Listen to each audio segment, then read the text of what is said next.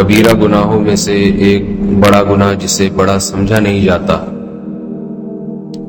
لیکن وہ ہے بڑا، وہ ہے غیبت کرنا۔ قرآن مجید میں اللہ رب العزت کا ارشاد ہے سورہ حجرات میں وَلَا يَغْتَبْ بَعْضُكُمْ بَعْضًا أَيُحِبُّ أَحَدُكُمْ أَن يَأْكُلَ لَحْمَ أَخِيهِ مَيْتًا فَكَرِهْتُمُوهُ۔ یا ایمان والو، تم میں سے کوئی کسی کی غیبت نہ کرے۔ کیا تم یہ پسند کرتے ہو کہ اپنے بھائی کی مردہ لاش کا گوشت کھاؤ؟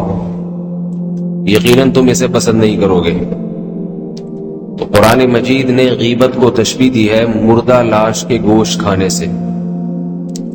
اس تشبیہ میں یہ حکمت ہے کہ زندہ آدمی کا گوشت اگر کھائیں گے تو وہ اپنا دفاع کرے گا، کھانے نہیں دے گا۔ اس کو نقصان پہنچائیں گے تو وہ بدلہ لے گا۔ مردہ کا گوشت کھا لیں وہ تو بیچارہ آپ کے ہاتھوں میں بے یار و مددگار ہے، گوشت کھا لیں، اس کی گردے نکال لیں، اس کی ہڈیاں بیچ لیں، کچھ نہیں کر سکتا، وہ دفاع نہیں کر سکتا۔ تو جب کوئی بندہ سامنے موجود ہوتا ہے، اس کی موجودگی میں اس کی برائی کریں گے، وہ اپنا دفاع کرے گا، آپ کو بولنے نہیں دے گا، اپنی عزت پہ کیچڑ نہیں اچھالنے دے گا۔ اس کی غیر موجودگی میں جتنی چاہے برائی کر لیں، اس کو ذلیل کر دیں، اس کو پتہ ہی نہیں ہے تو وہ اپنا دفاع کیسے کرے گا؟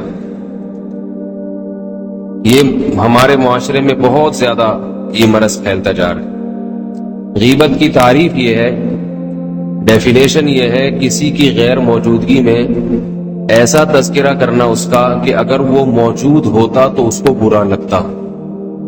ذکرک اخاک بما یکرہ، اپنے بھائی کا ایسا تذکرہ جو وہ پسند نہیں کرتا۔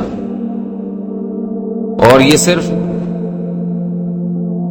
کسی کے گناہ کو ظاہر کرنا نہیں ہے، کوئی چھوٹے قد کا آدمی ہے، اس کی غیر موجودگی میں اس کا مذاق اڑانا، اس کو ٹھگنا کہنا، کوئی موٹا ہے تو اس کو موٹو کہنا، یا کوئی اور عیب ہے تو اس کے اس گھٹیا طریقے سے اس کا تذکرہ کرنا جس سے اس کی عزت خراب ہو جائے۔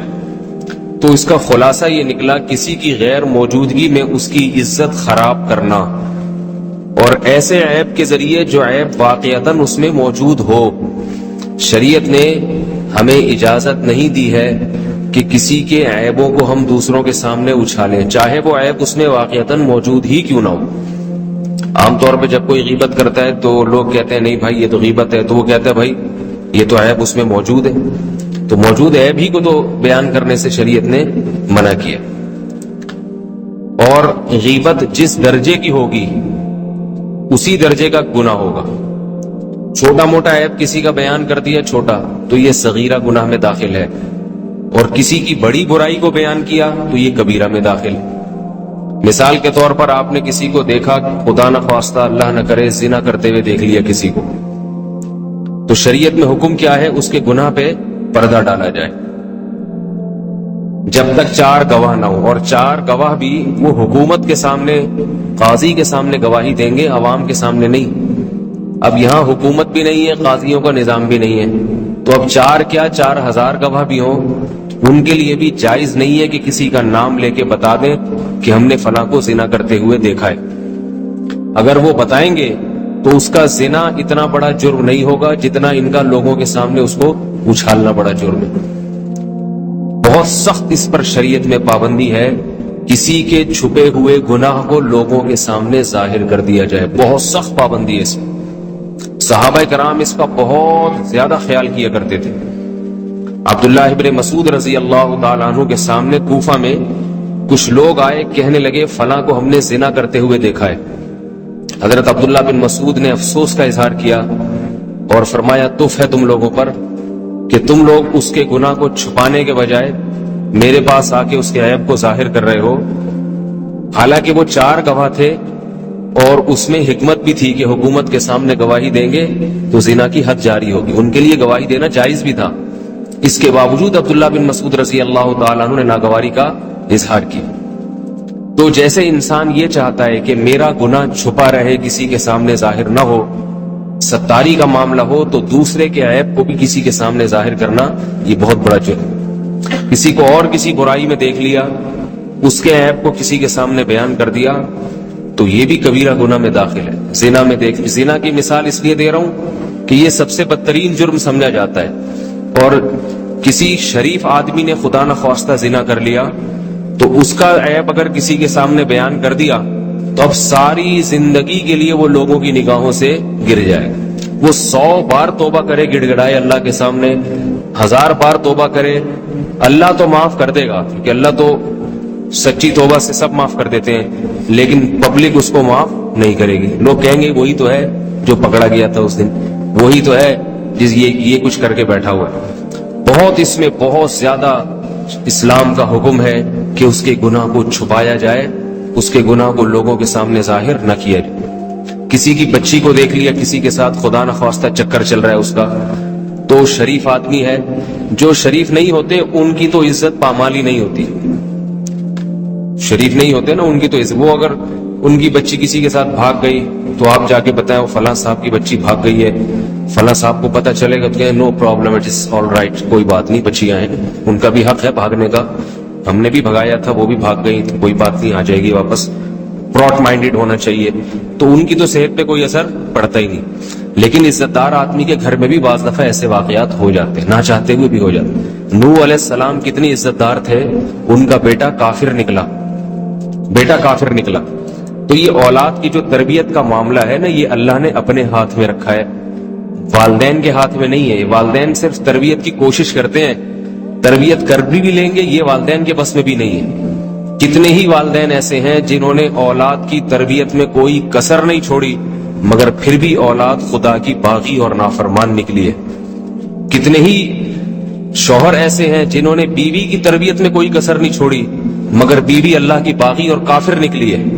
قرآن مجید میں اللہ نے 2 مثالیں دی ہیں اس کی، ضرب اللہ مثلا للذین کفروا امرأۃ نوح وامرأۃ لوط، فرمایا کافروں کے لیے ہم مثال بیان کرتے ہیں نوح علیہ السلام کی بیوی اور لوط علیہ السلام کی بیوی، کانتا تحت عبدین من عبادنا صالحین، فرمایا یہ دونوں عورتیں ہمارے نیک بندوں کے نکاح میں تھی، دونوں وقت کے بڑے پیغمبر۔ نوح علیہ السلام 950 سال تبلیغ کرنے والے، تو اندازہ لگائیے جس پیغمبر نے 950 سال گلیوں میں پھر کے لوگوں کو تبلیغ کی ہوگی، اس پیغمبر نے اپنی بیوی کو کتنی تبلیغ کی ہوگی۔ کوئی اور ہوتا تو ہم کہہ دیتے کہ دوسروں کا ٹھیکہ لیا ہوا ہے، اپنے گھر کی فکر نہیں، لیکن پیغمبر پہ کوئی الزام لگا سکتا ہے کہ پیغمبر ہر لحاظ سے ہر چیز میں کامل ہوتے ہیں۔ تو جس پیغمبر نے لوگوں کے دروازے کھٹکھٹا کے 950 سال چلت پھرت کی ہو اور ایک ایک کو دعوت دی ہو اور دن میں بھی پکارا رات میں بھی پکارا، اس پیغمبر نے گھر میں کتنی محنت کی ہوگی، لیکن ان کی بیوی کیا تھی؟ کافر، بیوی ایمان نہیں لائی اور بیوی کی موت کفر پہ واقع ہوئی۔ اب کوئی نوح علیہ السلام کو تانا دے سکتا ہے کہ گھر کی تو فکر ہے نہیں، بیوی کو دیکھو، اور خود جناب اتنے بڑے دیندار بنے پھرتے۔ نوح علیہ السلام کا بیٹا بھی کافر، وہ بیوی نے بیٹے کو بھی اپنے جیسا بنا لیا تھا۔ اور لوط علیہ السلام نے کتنی محنت کی، مگر لوط علیہ السلام کی بیوی انہی قوم کے ساتھ تھی اور لڑکوں کو لڑکوں سے بدفعلی کا پتہ بتایا کرتی تھی، اتنی برائی، اتنی بڑی برائی میں مبتلا۔ لیکن بیوی کس پیغمبر کی؟ اس پیغمبر کی جس پیغمبر کو اللہ نے اس برائی کو ختم کرنے کے لیے بھیجا۔ تو اس لیے یہ تو کسی کے اختیار میں نہیں ہوتا کہ اپنی اولاد کو جیسا وہ چاہتا ہے ویسا بنا بھی دے۔ رسول اللہ صلی اللہ علیہ وسلم چاہتے تھے کہ آپ کے چچا ایمان لے آئیں، آخری دم تک آپ نے کوشش کی، موت تک کلمہ پیش کیا، مگر ایمان نہیں لائے۔ آپ صلی اللہ علیہ وسلم کو غم تھا، تو قرآن مجید میں اللہ نے آیات نازل کی، انک لا تہدی من احببت ولکن اللہ یہدی من یشاء، کہ اے محمد صلی اللہ علیہ وسلم، آپ کو جس سے محبت ہے اس کی ہدایت آپ کے ہاتھ میں نہیں ہے۔ چاہتے تو آپ یہ ہے کہ آپ کے چچا مسلمان ہو جائیں، لیکن آپ کو جس سے محبت ہے اللہ نے آپ کے ذمہ تبلیغ لگائی ہے، آپ اس کو سیدھے راستے پہ نہیں چلا سکتے۔ جس کو اللہ چاہتا ہے اس کو منتخب کرتا ہے سیدھے راستے کے لیے، تو یہ اللہ کے ہاتھ میں۔ تو اب کسی شریف آدمی کے گھر میں بھی ایسے واقعات ہو جاتے ہیں، بعض دفعہ کوئی بچی کا چکر چل گیا، کہیں لڑکا بگڑ گیا، اس کا بیٹا خود بڑا شریف آدمی ہے، بیٹا بگڑ گیا غلط حرکتوں میں، تو لوگ بجائے اس کے عیب کو چھپانے کے، برے آدمی کے تو عیب کو چھپاتے ہیں، شریف آدمی کے عیب کے پھر پورے چرچے کرتے ہیں۔ وہ پتہ ہے فلاں آدمی کا جو ہے بڑا بنا پھرتا ہے, بڑا نیک, تبلیغ میں 4 مہینے لگائے ہوئے ہیں, اس سے گشت کرتا پھرتا ہے, اس کی بچی کے حالات دیکھو, یہ چسکے لے لے کے اچھالتے ہیں اس کے عیب کو اور بڑے خوش ہوتے ہیں, بڑی باتیں کرتے ہیں. یہ نہیں دیکھتے کہ رسول اللہ صلی اللہ علیہ وسلم نے فرمایا. عبرت ہونی چاہیے, رونگٹے کھڑے ہو جانے چاہیے اس حدیث سے. فرمایا جس نے کسی مسلمان کی پردہ دری کی, اس کے عیب کو, چھپے ہوئے عیب کو لوگوں کے سامنے ظاہر کر دیا, اللہ اس کے عیوب کو لوگوں کے سامنے ظاہر کرے گا. اس کے بھی گھر میں وہ کچھ ہو سکتا ہے اور اس کے عیب بھی لوگوں کے سامنے کھلیں گے, دنیا میں کھل جائیں گے, ورنہ آخرت میں تو اللہ تمام لوگوں کے سامنے اس کو ذلیل کرے گا کہ یہ میرے بندوں کو ذلیل کرتا تھا, اس کے عیب یہ ہیں, اس کے عیب یہ ہیں, اور رؤوس خلائق لوگوں کے سروں کے سامنے لا کے اس کو رسوا کیا جائے. تو بھائی جیسے اپنے بارے میں چاہتے ہو کہ میرے عیب چھپے رہیں, تو دوسروں کے عیب بھی اس کو چھپانے چاہیے. کتنا بڑا جرم ہے یہ غیبت کرنا کسی کے عیب کو. البتہ چند مواقع پر غیبت کی شریعت نے اجازت دی ہے. وہ چند مواقع کیا ہیں؟ پہلا موقع تو یہ ہے کہ کوئی آدمی اپنے عیب کو خود ہی نہیں چھپانا چاہتا, کھلے عام گناہ کرتا ہے. جیسے میں نے ایک مثال دی, بچیوں کی سیٹنگ چل رہی ہے, جو چکر چل رہے ہیں ادھر ادھر, لڑکوں سے دوستیاں ہیں, موبائل پہ جا رہی ہیں آ رہی ہیں, ساری دنیا دیکھ رہی ہے, اور باپ کو کوئی فکر ہی نہیں ہے اپنی عزت کی. ایسے آدمی کے عیب کو اچھالنے میں کوئی حرج نہیں ہے. وہ خود ہی نہیں چھپانا چاہ رہا اپنے عیب کو, اس کو خود اپنی عزت کی فکر نہیں ہے. جس کو خود نہیں عزت اپنی بچانے کی فکر, تو دوسرا کی اس کی عزت کو بچائے. تو کھلا ہوا عیب کسی کے اندر ہو, اس کو بیان کرنے میں کوئی حرج نہیں ہے, تاکہ لوگ اس سے بچ کے رہیں. بھئی یہ بندہ صحیح نہیں ہے, اس سے ذرا دور رہا کرو, گھر کے حالات ایسے ہیں, اس کو پتہ بھی ہے پھر بھی کچھ نہیں کرتا, اور ساری دنیا کو بھی پتہ ہے, اور بھی اس کو بھی معلوم ہے, لوگوں کو بھی معلوم ہے. دوسرا, کسی آدمی میں کوئی ایسا عیب ہو کہ آپ کا اس سے معاملہ ہونے جا رہا ہے, کوئی ڈیلنگ ہو رہی ہے, آپ کو پتا ہے کہ اگر میں نے اس کا عیب اس دوسرے کے سامنے ظاہر نہیں کیا تو یہ کاروبار میں یا کسی معاملے میں اس کو نقصان پہنچائے. مثال کے طور پر آپ نے ایک دفعہ کاروبار کیا تھا, پیسے پی گیا تھا وہ, جیسے کہ پی جاتے ہیں لوگ. اب آپ کا کوئی دوست اس سے کاروبار کے لیے پیسے دے رہا ہے, آپ کو پتا ہے یہ چوڑے میں پھنس جائے گا پیسے دے کے, تو اس کو جا کے کان بھر دو کہ بندہ صحیح نہیں, میں ایک دفعہ بھگت چکا ہوں, آپ دوبارہ بھگت کے دیکھ لو. تو یہ غیبت نہیں ہے, کیونکہ دوسرے مسلمان کو اب صرف اسی کو بتائے, پوری دنیا میں ڈھنڈورا نہ پیٹے کہ یہ بندہ لکھ کے لگا دیا یہ بندہ صحیح نہیں ہے, تو اس کو بتا دے بھائی یہ بندہ صحیح نہیں ہے, ذرا اس سے معاملات میں صاف رہو. ہمارے ساتھ بھی ایسے معاملات ہوتے ہیں کہ کسی کو پیسے دے رہے ہیں, کہیں زکوٰۃ کی رقم پکڑا دی تو کسی نے بتایا بندہ صحیح نہیں ہے, زکوٰۃ کا مستحق نہیں ہے, جس کا کام ہے لوگوں سے بھیک مانگنا. تو ایسی صورت میں غیبت نہیں ہوگی. اسی طرح کوئی شخص جو ہے کسی پہ ظلم ہو گیا, کسی نے آپ پہ ظلم زیادتی کی, پیسے پی گیا, دے نہیں رہا آپ کے پیسے, تو اپنی بھڑاس نکالنے کے لیے اس کے عیب کو کسی کے سامنے بیان کیا جا سکتا ہے. جس پر ظلم ہوا ہے نا, وہ ظالم کی برائی کر سکتا ہے دوسروں کے سامنے, تاکہ اپنے دل کا بوجھ تھوڑا سا ٹھنڈا ہو جائے. کیونکہ شریعت یہ نہیں کہتی ایک تو تم پر ظلم ہوا, انتقام لے نہیں سکتے, اب منہ بھی چپ کر کے بیٹھ جاؤ, تو وہ تو اندر سے پھٹ جائے گا دھماکے کے ساتھ, ٹھیک ہے نا, برداشت نہیں ہو سکے گا اس کو. تو ایسی صورت میں بھی کسی کے سامنے اس کے ظلم کو بیان کیا جا سکتا ہے. دیکھو بھائی میں ان کے ساتھ اتنا اچھا سلوک کر رہا ہوں اور انہوں نے میرے ساتھ, یہ سب بندے صحیح نہیں ہے, میرے تو ہے نا بیڑا غرق کر کے رکھا ہوا ہے اس آدمی نے. تو اس کا کوئی مقصد نہیں ہوگا, اپنی ایک تھوڑا سا دل ہلکا ہو جاتا ہے انسان کا, اس کی بھی اجازت ہے. اسی طرح کوئی قوم کا رہبر ہے, مقتدا ہے, لیکن ہے 2 نمبر. مثال کے طور پر کوئی مسجد میں امام ہے, وہ لوگ کوئی کمیٹی والے کسی کو امام رکھ رہے ہیں, آپ کو پتہ ہے کہ یہ امام 2 نمبر آدمی ہے, غلط عقیدے کا آدمی ہے, جو ہے نا اس کے عقائد صحیح نہیں, اوپر سے کچھ اور بنا ہوا ہے, اندر سے کچھ اور ہے. یہ جب جگہ مضبوط پکڑ لے گا تو لوگوں کو مزار پرستی میں لگانا شروع کر دے گا, تعویذ گنڈوں میں, ان چیزوں میں ڈال دے گا لوگوں کو. اوپر سے بنا ہوا ہے, اندر سے اس کی حساب کتاب صحیح نہیں ہے. ایسی صورت میں دھوکے سے بچانے کے لیے اس مقتدا اور رہبر کی برائی کر دینا کہ بھائی لوگ اس سے دور رہیں, یہ صاحب جعلی پی رہے ہیں, 2 نمبر پی رہے ہیں. یعنی کسی میں کسی کا واقعتاً نقصان ہو رہا ہو تو نقصان سے بچانے کے لیے تو غیبت کی جا سکتی ہے, ویسے غیبت نہیں کی جا سکتی. اللہ تعالی ہم سب کو محفوظ رکھیں. اور روزے میں غیبت کرنا تو روزے کا بیڑا غرق کر دیتا ہے. رسول اللہ صلی اللہ علیہ وسلم کی خدمت میں 2 عورتیں حاضر ہوئیں. آپ نے پوچھا تمہارا روزہ ہے؟ کہنے لگی ہاں. فرمایا نہیں روزہ نہیں ہے تمہارا. پیالہ منگوایا, اس میں قے کروائی تو گوشت کے لوتھڑے نکلے, اس میں گوشت کے لوتھڑے.